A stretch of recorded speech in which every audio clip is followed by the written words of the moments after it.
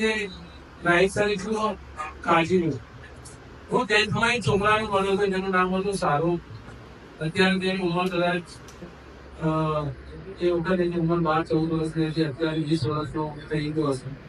એ જાપાનની કંપની માટે કામ કરતો હતો. એટલે દુનિયાનું સૌથી નાનું સેટેલાઇટ બનાવી હતું. બરોબર, તમે યુટ્યુબ પર જઈને જોઈ શકો છો. એ સેટેલાઇટ એવું એટલું સેટેલાઇટ હતું કે જેનામાં જીપીએસ લાગેલું હતું કે સેટેલાઇટ પાછું જઈને દરિયામાં પડે કે રણમાં પડે તમે સેટેલાઇટ લાવી શકો. 14 વર્ષ કે 15 વર્ષની ઉંમરમાં જયારે હું બોમ્બે મળ્યો હતો ત્યારે સર મારા પાસે હું આખી રાત નથી ઊંઘતો. આખી રાત મને જાપાન વાળાની મિટિંગ હોય છે, યુએસએ વાળાની હોય છે, યુકે વાળાની હોય છે. શરીરના ટાઈમિંગ અલગ છે. હું ઇન્ડિયા પર રહું છું, એ લોકો ફોરેનમાં રહે છે. એ વખતે એ વર્ષના 7-8 કરોડ રૂપિયા કમાતો. એટલે સ્કિલ અને નોલેજ અને ટેલેન્ટ માટે તમારી એક આખી દુનિયા કુરિયરના ધંધા પર ચાલી જાય છે. તમે ફ્લિપકાર્ટ પર કુરિયર મંગાવો છો, તમે એમેઝોન પર કુરિયર મંગાવો છો, એ કુરિયર તમારા ઘર સુધી કઈ રીતે આવી જાય છે? 2 મિનિટમાં તમે ઓર્ડર ક્યાં આવે? બીજી 3 દિવસમાં તમારે ઘર સુધી પહોંચી જાય. એટલે આખું લોજિસ્ટિક મેનેજમેન્ટ નો કોર્સ. તમે ડીમાર્ટમાં જાઓ છો, ત્યાં જાઓ છો, સપ્લાય ચેન મેનેજમેન્ટ નો કોર્સ. જેટલી બી ફ્રેન્ચાઇઝી બને છે, પીઝા વાળાની ફ્રેન્ચાઇઝી, આની ફ્રેન્ચાઇઝી, રિટેલ મેનેજમેન્ટ નો કોર્સ હોય. અત્યારે સૌથી સારો કોર્સ આવે છે ઇવેન્ટ મેનેજમેન્ટનો. અમદાવાદ મોટી મેટ્રો સિટીમાં શાદી કરવા માટે બરોબર વેડિંગ છપાવવા નથી જતું, કપડા લેવા નથી જતું, પટિયાળાને બોલાવવા નથી જતું. એક માણસ આવે છે એના સાથે નક્કી થાય છે તમારે ખાલી કપડા વગર ત્યાં પહોંચી જવાનું. તમારા બ્યુટી પાર્લર માટેની વ્યવસ્થા, તમારા કપડાની વ્યવસ્થા, તમારા પાણીની વ્યવસ્થા, તમારા મહેમાનોની વ્યવસ્થા, તમારે જમવાની વ્યવસ્થા, બધું ઇવેન્ટ મેનેજમેન્ટ વાળું કરે.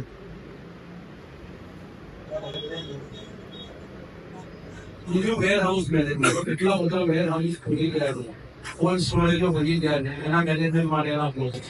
અને આ બધા કોર્સ ઇમ્પોર્ટ એક્સપોર્ટ મેનેજમેન્ટના કોર્સ. આ બધા કોર્સ 3 વર્ષના છે. જેની ફી 50,000 થી 60,000 રૂપિયા પર વર્ષે હોય છે. અને તેનો પગાર 2 લાખ રૂપિયા દર મહિને આવે. પણ હવે એ કોર્સ લેવા માટે જોને મળવું, ક્યાં જવું, આપણામાં તત્પરતા નથી. આપણે યુટ્યુબમાં 3 વર્ષ કાઢી કલાક લેક્ચર કરતી કોલેજના બહાર આવીને ચાની લારી પર એમાં 2 કલાક કાઢી દીધા, પાછળ વિચારી દીધા. એ જ રીતે સાયન્સ સાયન્સમાં હું તો કહું છું કે જેટલા લોકો 10મું પાસ થતા હોય ને, ગણિત વિજ્ઞાનમાં થોડા ઘણા નબળા હોય એટલે સાયન્સ તો કરવું જ જોઈએ. સાયન્સ કરવાની તમારી રિઝનિંગ છે ને એટલી બધી સારી થઈ જાય છે, તમારી મેથ્સ અને તમારું લેંગ્વેજ એટલું સારું થઈ જાય છે કે તમે કોઈ બી કોમ્પિટિશનમાં ટચ કરી શકો. એટલે સાયન્સ પછી એવું લાગે છે આપણે ક્યાં ડોક્ટર બનવાના છે. કોણ કહે છે તમારે કઈ ડોક્ટર જોઈએ? હું કોણ એમબીબીએસ, બીએમએસ, બીએચએમએસ, બીયુએમએસ, ડેન્ટલ, યુનાની બધું છે. છાતીમાં જકરિયા કરી તમારી હોસ્પિટલ છે. બીએચએમએસ, બીએમએસ વાળાને 25,000 રૂપિયા પગાર આપું છું અને ડાયાલિસિસ ટેકનિશિયનને હમણાં 35,000 થી 40,000 રૂપિયા પગાર આપવા માટે તૈયાર છું. સારા ડાયાલિસિસ ટેકનિશિયન મળે. આપણે કેન્સરનો સ્ટેજ જવા જઈએ છીએ તો રેડિયોથેરાપી ટેકનિશિયન હોય છે. રેડિયોથેરાપી ટેકનિશિયનનો પગાર 50,000 રૂપિયા છે. લાઈન કરીને ઉસ્માનપુરા આઈબીએસી અમદાવાદમાં નામ સાંભળ્યું હશે. એનો ચીફ ટેકનિશિયન અમારા સાથેનો છે. તમારે ત્યાંથી અમારી મેટ્રોસીમાં રહેલો છે. આખું ઉસ્માનપુરા બધી બ્રાન્ચો તમારે જે લાખ રૂપિયાથી ઇન્ફોર્મેશન પગાર.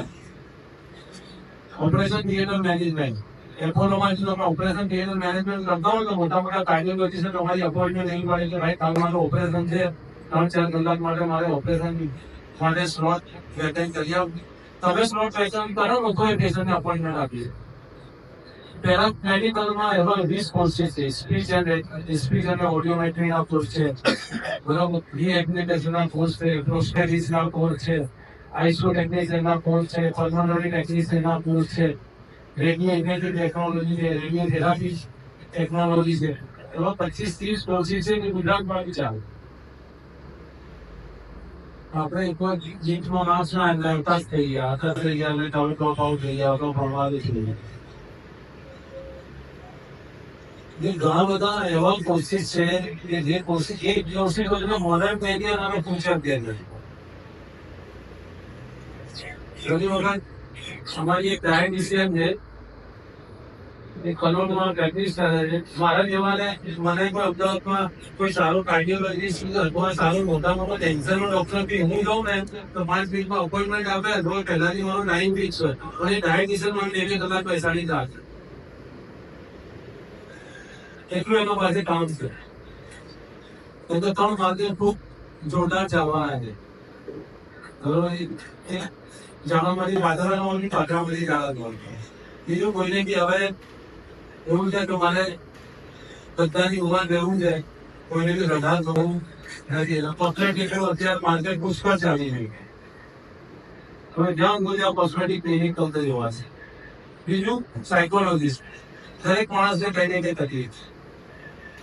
પરિવારની તકલીફ છે, ધંધાની તકલીફ છે, અભ્યાસની તકલીફ છે, તણાવમાં રહે છે, ચિંતામાં રહે છે, કોઈને કોઈ પ્રોબ્લેમ છે. આ બધામાં સાયકોલોજીસ્ટની ડિમાન્ડ સૌથી વધારે આવવાની છે. આ પર પ્લાનરની ડિમાન્ડ આવવાની છે. Data science, artificial intelligence, machine learning, ethical hacking, એટલા બધા હેકિંગના પ્રોબ્લેમ થાય. એના માટેના જે બહુ બધી જે આજે સાયબર છે અને આ બધા કોર્સ 2-3 વર્ષ ના છે. ગ્રાફિક ડિઝાઇનિંગના કોર્સ છે, ડિજિટલ માર્કેટિંગના કોર્સ છે. આ બધા કોર્સ 2-3 વર્ષના. એટલે આના માટે જરૂરી છે કે તમે તમારી મેન્ટરશીપને અને તમારી કાઉન્સિલિંગ માટે જવાની તત્પરતા બતાવી. આપણે જનરલી એન્જિનિયરિંગમાં કરીએ તો સિવિલ, મિકેનિકલ, ઇલેક્ટ્રિકલ, કોમ્પ્યુટર, પણ દુનિયા બદલાઈ ગઈ. આપણા ફોન આવું થઈને જ થઈ ગયું. Plastic technology, glass technology, ceramic technology, environmental science, fire and safety, તમારું વોટર મેનેજમેન્ટ, ટ્રાન્સપોર્ટ મેનેજમેન્ટ, એટલા બધા સારા એન્જિનિયરિંગના કોર્સિસ આવે છે. એ કોર્સિસમાં 100% જોબ છે. આજથી 5 વર્ષ પહેલા મારા વિદ્યાર્થી અમાન મંડળ કરીને અમદાવાદનો મેં બેટા તું પ્લાસ્ટિક એન્જિનિયરિંગ નહીં રહે તો સર આમાં લોકો છોકરો ભણવા તૈયાર નથી. આજે અમૂલમાં 15 લાખ રૂપિયાના પેકેજમાં કામ કરે છે. જેટલા બી છોકરાઓ કાઉન્સિલિંગ અને મેન્ટરશીપ માંથી ગયા છે બધા છોકરાઓનું કેરિયર શરૂ છે. એમાં ખાલી પોસ્ટરમાં એવું નાખી છે કે અમારા 250 થી વધારે છોકરાઓ અત્યારે મેડિકલમાં છે, પણ એના સિવાય એટલા બધા છોકરાઓ અલગ ફિલ્ડમાં છે. ફોરેન્સિક સાયન્સ, બાયોટેકનોલોજી, ક્રિમિનોલોજી, જેટલી બી સારી એન્ટરપ્રિનરશિપ મેનેજમેન્ટ, હોટલ મેનેજમેન્ટ, બધામાં વિદ્યાર્થીઓ. અને વિદ્યાર્થીઓ અમને સામેથી કહે છે કે સાહેબ કીધું કોઈ વિદ્યાર્થીઓને તમે 4 વર્ષથી એને ગાઈડ કરવા અને મેન્ટર કરવા માટે તૈયાર છે. પણ આપણને શું બનવું છે એના માટે કોઈના પાસે જવું પડશે. આપણું સોલ્યુશન ઈમાનદારી ડોક્ટર પાસે દવા લેવા જવું પડે એટલે કેરિયર બનાવવા માટે તમારે કાઉન્સિલર પાસે જવું પડે. સર મારે આટલામાં સાયન્સ છે, હું આર્ટ્સમાં હતો, હું કોમર્સમાં હતો, હું સાયન્સમાં હતો, હું ગ્રેજ્યુએટ થઈ ગયો. ગ્રેજ્યુએટ થયા પછી હવે મારે શું કોર્સ કરવાનું, કઈ કોલેજમાં જવાનું, અત્યારે દુનિયા ક્યાં ચાલી રહી છે, હવે ફ્યુચર કેરિયર કયા છે, મોડલ કેરિયર કયા છે, કેમાં સ્કોપ સારા છે, મારા ઘરની પરિસ્થિતિ આવી છે, મારે ઓછી ફીમાં ક્યાં એડમિશન મળી શકે, કઈ સ્કોલરશીપની યોજનાઓ છે.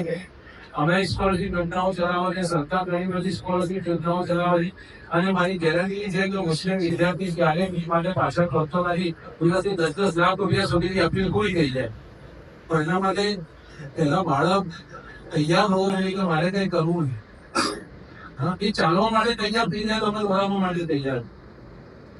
એની પગલા ચાલે તો અમે 8 પગલા એના સામે આવવા તૈયાર છે. પણ આ જેટલા વર્ષ 6 વર્ષ તો તમે મૂંઝવણમાં રહી ગયા. આ 6 વર્ષ જો તમે કઈ બી વસ્તુ ના કરી તો પછી આવનારી તમારી જીવન છે ને બહુ તકલીફમાં જશે. એટલે રાઈટ સર ફૂલ ટાઈમ આવી છે. હું એમ કહું છું 11 વર્ષ સાયન્સ સિવાય બી જે કઈ તમને પ્રોબ્લેમ હોય, તમારા જે કઈ ક્વેશ્ચન આન્સર હોય બિલકુલ પૂછવા જોઈએ. એકલામાં આવીને મળવું જોઈએ કે સર મારા આ માર્ક્સ છે, મારા આ તકલીફ છે, મારે આ કોર્સ કરવો છે, ક્યાં થાય, શું થાય.